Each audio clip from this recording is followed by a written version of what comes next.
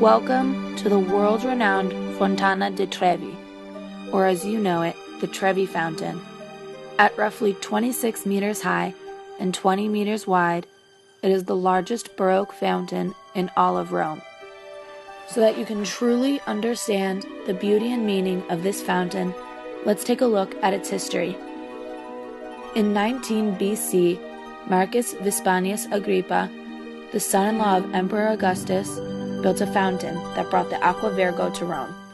This aqueduct was named after the young girl who showed the Roman soldiers to the spring.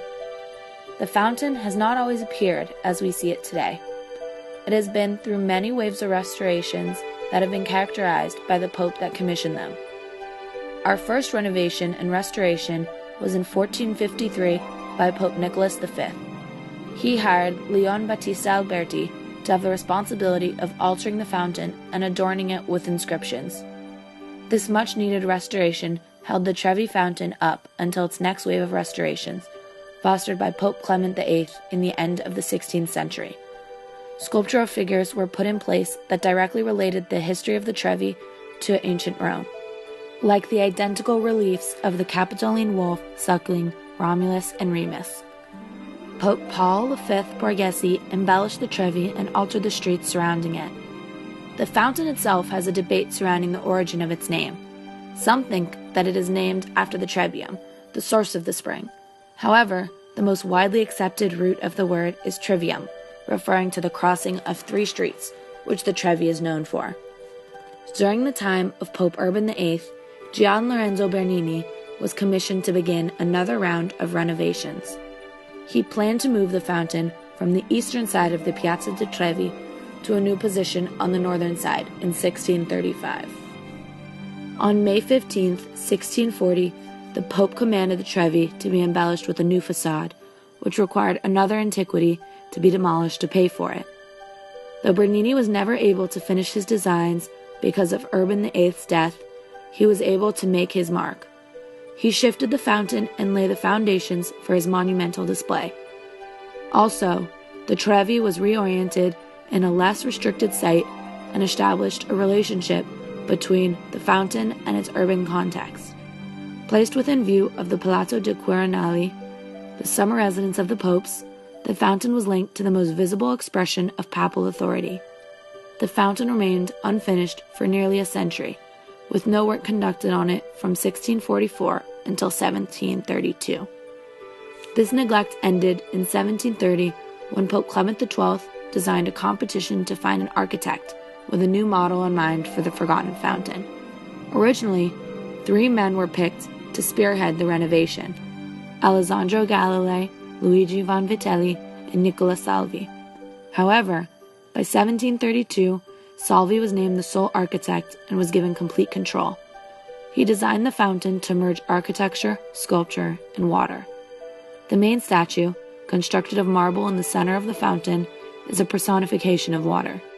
This statue of Oceanus holds authority over all of the waters with his giant scepter and is standing on an open oyster shell.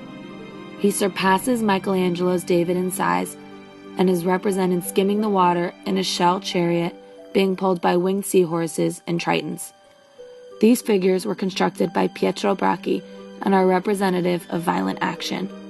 This can be contrasted with the restraint and dignity that Oceanus portrays. If the sunlight hits the statue in just the right way, you can see the charge behind these figures. Also contrasting the cool demeanor of Oceanus are the figures on the side of the fountain carved by Filippo della Valle. On the right-hand side is a figure personifying health, wearing a laurel crown and holding a spear and libation cup. On the left-hand side is a representation of fertility, holding a cornucopia and standing in front of an overturned urn. Both of these figures express the beneficial effects of the Aqua Virgo. Above these 2 lateral niches are bas-reliefs, illustrating the history of the Aqua Virgo. Giovanni Battista Grossi sculpted the one on the right that demonstrates the story of the maiden pointing out the source of the spring to the soldiers. Andrea Bergondi's representation on the left shows Agrippa supervising the construction of the Aqua Virgo. These relate the fountain to its classical origins, both in legend and in fact. Also, in the attic, you can see 4 female allegorical figures symbolizing the benefits of water again. On the far left is Agostino Corsini's statue holding an overflowing cornucopia representing the abundance of fruit. To the right of the figure holding sheaves of grain personifying the fertility of the fields depicted by Bernardo Ludovisi. To the right of the inscription is Francesco Quiroli's representation of the gifts of autumn carrying a cluster of grapes and raising a cup. On the far right is the amenities of meadows and gardens, as illustrated by Bartolomeo Pincioletti, holding flowers in an upraised hand.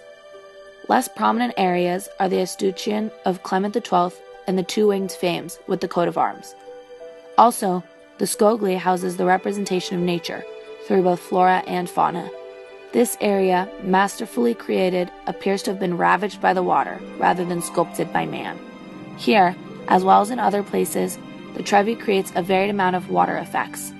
If you look at different times, you can observe the water as smooth and translucent, whereas at other times it appears fragmented and reflective. Extending outward from the Scogli is the Vasconi, or Great Basin, which occupies much of the piazza. Much of what Salvi depicted represents his design's relationship to the monuments of the past, as well as to those of his own generation. He alludes to the Arch of Constantine with its rich surface texture and use of projecting features. It can be recognized that he was influenced by Michelangelo, who must have evoked an emotional response from him in his work at St. Peter's. On top of that, he was influenced and paid homage to Bernini and what he wanted for the architectural background and display for the waterfall and its basin. He took from Bernini the ability to evoke nature from both stone and marble. Now that I've explained to you the magnificence of the fountain behind me, I'd like to convey to you one of the most defining aspects of the Trevi fountain. What most people know this fountain for, other than its unique beauty, is the tradition that it holds. As custom holds, you should stand with your back to the fountain and toss a coin over your left shoulder in order to guarantee that you will be returning to Rome. A harmless act such as this transforms into something more meaningful because of the impact it has made on our community. Every night, a charity group affiliated with the church collects the coins in the fountain and distributes the money amongst the needy, averaging about $1.26 million in charity annually. I hope you have enjoyed your time here at the Trevi Fountain, and make sure to throw a coin in so you can ensure a return trip soon. Thank you. When I throw the coin over my shoulder into the Trevi Fountain, means I'll come back throw. Okay, now throw it. Did it go in?